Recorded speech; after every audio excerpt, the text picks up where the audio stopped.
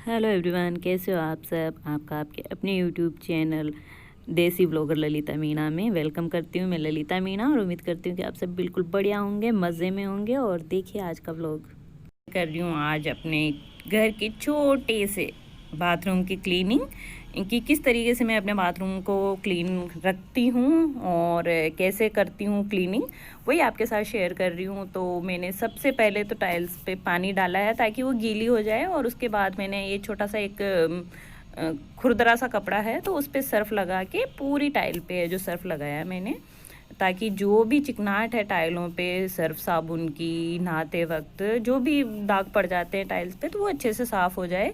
इसलिए मैंने सर्फ लेके पहले उस पर लगा दिया, और उसके बाद जो भी अपना ये कपड़े धोने का ब्रश होता है उससे मैंने अच्छे से रगड़ा है पूरी ताकत लगा के, ताकि जो भी दाग धब्बे हो वो हट जाए। और जब दिवाली से पहले से ही मेरे घर का थोड़ा बहुत रिपेयरिंग का काम चल रहा था, तो टूट फूट बहुत ज़्यादा थी घर में। बाथरूम में कोई टाइल वगैरह नहीं थी, नीचे का फर्श भी बहुत बेकार हो चुका था, और ऊपर भी इसके टीन शेड ही है। कोई छत छत पे जो होती है पट्टियाँ या कंक्रीट क्या बोलते हैं उसको, आरसीसी, वो नहीं है। टीन शेड ही है बाथरूम पे और लेट बाथ पे और किचन पे, और जो भी मेरे घर का बरामदा है उस पे। तो उसकी वजह से बहुत गंदा हो रखा था, तो दिवाली पे काम करवाया था। और जब काम चला था उस दौरान भी हम यहीं रह रहे थे, क्योंकि इस कमरे से शिफ्ट होकर उसमें, और उसका काम होते ही उसमें, ऐसे ही करके बड़ी मुश्किल से काम निपटा है। तो उस टाइम ही बाथरूम भी यूज़ हो रहा था, और जिस दिन इसकी टाइल वगैरह लगी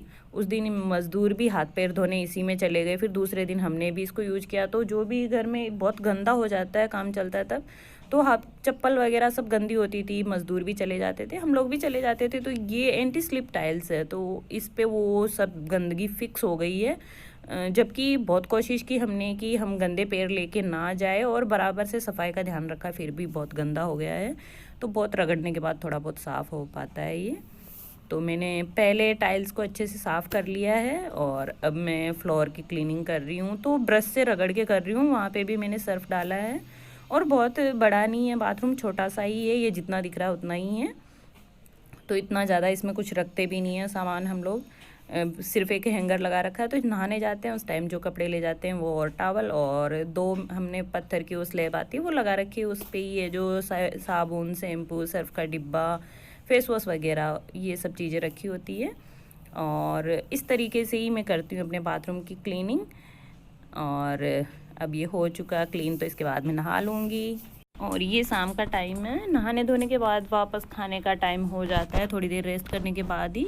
तो मैं यहाँ पे बैठे बैठे लहसुन छील रही थी, लेकिन मेरे को लगा ही ठंड, तो वहीं ऊपर से स्टोल उतार लिया मैंने और लहसुन छीलती जा रही थी। उसके बाद मैंने ये करेले मैंने कल ही धो के रख दिए थे, और इनका पानी वानी सब सूख चुका है। तो इनकी आगे पीछे के जो भी डंठल होते हैं उनको काटने के बाद मैंने इनका छिलका अच्छे से उतार लिया है। और उसके बाद जो भी अंदर इनके चीरा लगा के देखती हूँ कि कोई कीड़े वीड़े तो नहीं है।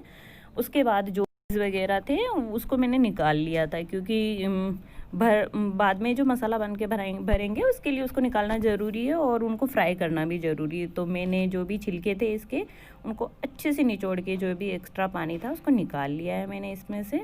और इन दोनों को बीज ये रखे हुए वाइट वाइट दिख रहे हैं उनको, और छिलकों को अच्छे से मिक्स कर लिया है मैंने, ताकि एक सार हो जाए। और जो मोटे मोटे थे वो छोटे हो जाए, तोड़ के छोटा छोटा कर दिया मैंने। और तड़के की कर दी है तैयारी, तो उसमें मैंने धनिया जीरे का छोंक लगाया है। इसके बाद मैंने डाला है ये चॉप किए हुए हरी मिर्ची, प्याज और लहसुन। 2 प्याज थे मोटे मोटे, और 20 कलियां लहसुन की थी, और 4 हरी मिर्ची थी, उनको अच्छे से चॉप्ड कर लिया था। उसके बाद मैंने मिला दिया था वो छिलके और बीज को। और उसके बाद मैंने हल्दी, मिर्ची, नमक और अमचूर पाउडर डाला है। अमचूर से इसका जो भी कड़ापन होता है वो काफ़ी हद तक कम हो जाता है। अगर आप करेले की सब्ज़ी बनाते हो और उसमें अमचूर वगैरह मिला देते हो तो आपको काफ़ी अच्छी सब्ज़ी बनेगी, कड़वी नहीं लगेगी, बच्चे भी आराम से शौक से खाएंगे। और 10 मिनट मैंने फ्राई करने के बाद सिम आंच पे मैंने फ्राई किया था, तो अच्छे से छिलके, बीज, जो भी मसाले थे अच्छे से पक चुके हैं, ये देखिए।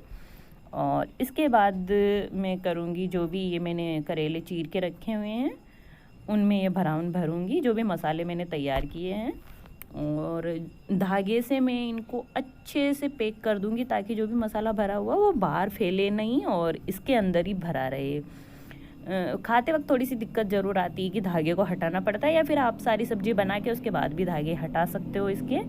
और ये मैंने तेल गरम कर दिया था, उसके बाद मैंने सारे करेले इसमें रख दिए हैं और थोड़ी मतलब इनको आंच लगने के बाद, थोड़ा पकने के बाद इधर उधर हिला दूंगी, अच्छे से अल्टी पल्टी कर दूंगी ताकि चारों ओर से अच्छे से पक जाए। और ये 5-10 मिनट में ही अच्छे से सेलो फ्राई करने के बाद ये अच्छे से बन गए हैं और बहुत ही यम्मी और टेस्टी करेले की सब्ज़ी बनी थी। आप लोग ज़रूर ट्राई करिए और फॉर वाचिंग, बाय बाय। और कमेंट में ज़रूर बताइए कि कैसी बनी थी मेरी रेसिपी।